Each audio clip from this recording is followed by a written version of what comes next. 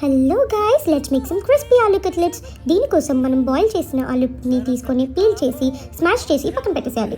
ఇప్పుడు ఇంకో బౌల్లో మనము అటుకులను తీసుకొని దానిని వాష్ చేసేసి వాటర్ తీసేసి మళ్ళీ కొన్ని వాటర్ యాడ్ చేసి నానబెట్టుకోవాలన్నమాట.